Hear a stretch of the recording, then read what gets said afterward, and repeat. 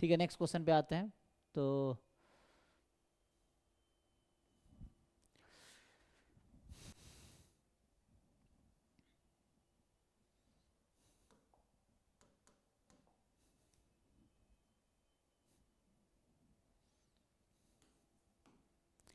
ये आपको कह रहा है कि x be a sequence of random variable that converges in distribution to x, I think xn है, right? So xn converges in distribution to x and yn converges in distribution to y, ऐसा है कुछ। yn converges in with probability that, एक minute पढ़ लेता हूँ। let yn be a sequence of random variable with probability that for any finite number c, अच्छा, so yn इस तरह से है कि probability yn more than c जो है आपका वो 1 है, okay. Then for any finite number c, then आपसे ये पूछ रहा है कि what is the limit n tends to infinity probability xn plus yn more than c, ये क्या आएगा? तो मुझे ये गिवन है, चाहे c कोई भी फाइनाइट नंबर हो और xn कोई है जो कन्वर्ज कर रही है डिस्ट्रीब्यूशन पे x में।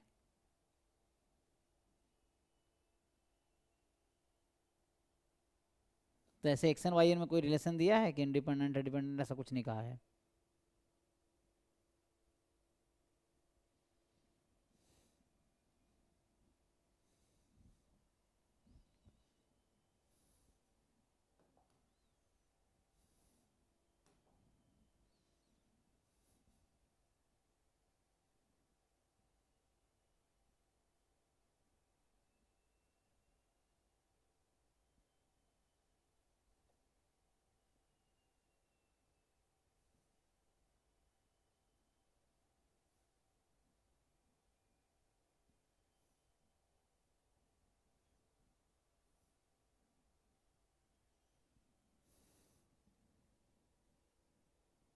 नहीं, इसके बारे में कुछ इन्फॉर्मेशन तो होना चाहिए कि प्रोबेबिलिटी क्या आएगी। सो हाउ विल देन होगी, क्या आएगा?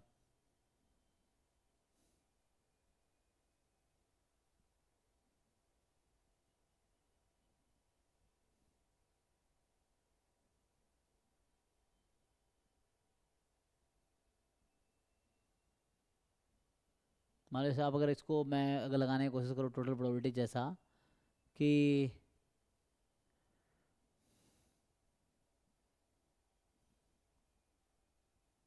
क्या लिखेंगे? अगर ऐसे लिखना चाहो तो होगा, लिमिट तो ऐसे ही रहने दो, probability yn more than c into probability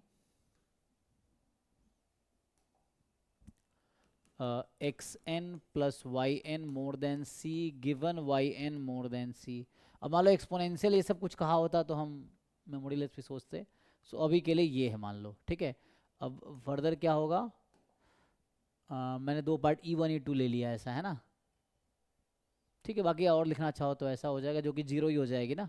अगर मैं आगे फर्दर लिखूँगी probability yn less than equal to c, तो यहाँ होगा xn plus yn more than c given yn less than equal to c। लगा रहा हूँ थ्योरम ऑफ टोटल प्रोबेबिलिटी। तो ये प्रोबेबिलिटी तो जीरो ही है क्योंकि क्वेश्चन ने कह रखा है लिमिट लगाएंगे ये जीरो ही हो जाना है, तो ये जीरो हो जाएगा। तो मेरे लिए पहला टर्म लेके ही चलते हैं। So limit n tends to infinity probability yn more than c।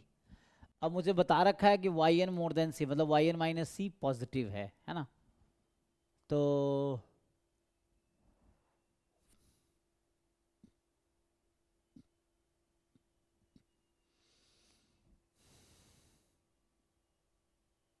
ये तो वन ही है, तो इसको हटा सकते हैं ना।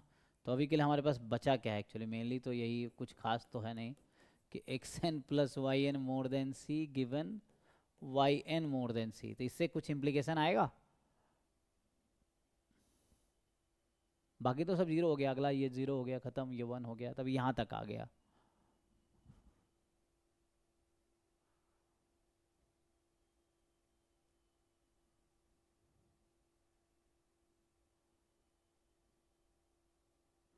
xn का सपोर्ट क्या है, कैसे पता? So what is support of xn?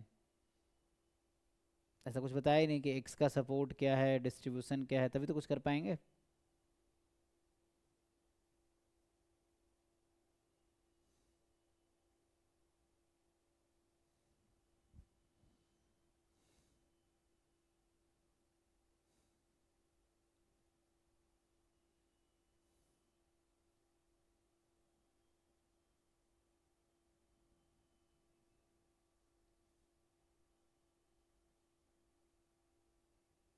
या मैं एक्स पे अगर लगाता इसको, तो मान लो एक्स पे लगा देता condition, P D F of x given this.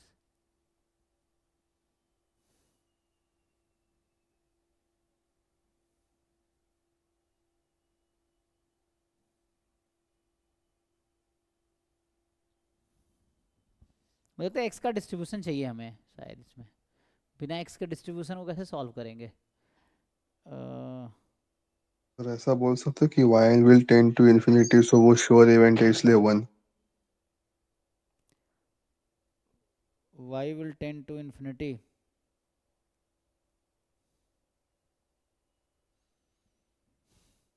Infinity more than C तो 1 ही होगा श्योर इवेंट। नहीं, सी कोई भी फाइनाइट नंबर से, सो वाई एन बहुत लार्ज नंबर, ऐसा कहना चाह रहे हो। कुछ ना कोई for and any Y. Finite constant C है ना, तो ये कहना चाह रहे सी कोई भी हाँ, फाइनाइट कांस्टेंट ले लो, प्रोबेबिलिटी 1 ही होगी, तो इसका मतलब है कि वाई एन का सपोर्ट बहुत लार्ज है। The Y will convert in probability to infinity something, कुछ ऐसा। हाँ कुछ ऐसा exactly. So Y N infinity पे जाएगी लार्ज एन के लिए, तो x N plus Y N भी इन्फिनिटी पे जाएगी। अगर आप ऐसा सोच रहे हैं कि यहाँ पे ये कहना चाह रहा है कि Y N kind of infinity पे जा रही है as N tends to infinity, तो obviously X N plus Y N क्या होगा, एक्स प्लस इन्फिनिटी पे जाएगी, और एक्स कोई रैंडम वेरिएबल यहाँ पे है, तो ये हाँ, इन्फिनिटी ही होगा उस केस में। तो उस केस में इतना करने की जरूरत भी नहीं है, फिर सीधा सीधा बता देंगे है ना, कि यहाँ पे ये पता है कि एक्स एन बहुत लार्ज नंबर है, तो मतलब इतना लिखने का ज़रूरत नहीं है, तब तो ऐसे ही कर लेंगे उस लॉजिक से करोगे तो, कि यहाँ पे ये बहुत लार्ज नंबर, तो सिंस ये गिवन है, तो इसी लॉजिक से है ना, मतलब X N Y N let's more भी देन से। सी 1 है, तो ये मोर देन ये भी 1 होगा, हाँ 1 ही होगा। या मैं थोड़ा और ट्राई करता, तो वही कहना चाह रहा हूँ कि यार ऐसा करता मैं कि P D F of X N at X into probability Y N more than C minus X N, है ना, और तो ये जो प्रोबेबिलिटी आएगी ये क्या आएगी, इंटू डी एक्स हो जाता, अगर एक्स ले लो, इसको गिवन एक्स होगा तो वही चीज़ है, एंड देन इसको 1 कर दोगे तो वापस 1 ही हो जाएगा। और डायरेक्टली वही, इतना घुमाने से अच्छा है सीधा सीधा वही लॉजिक लगा दो, है ना।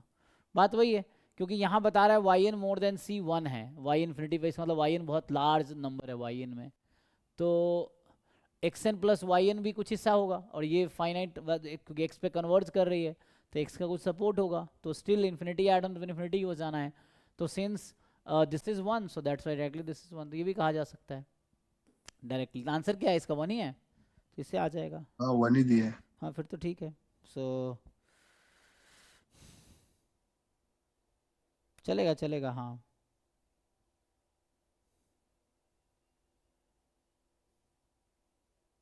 हाँ उसी लॉजिक से आ जाएगा, डायरेक्टली आ जाएगा। ठीक है आपका लॉजिक सही है, हाँ उस तरीके से आ जाएगा।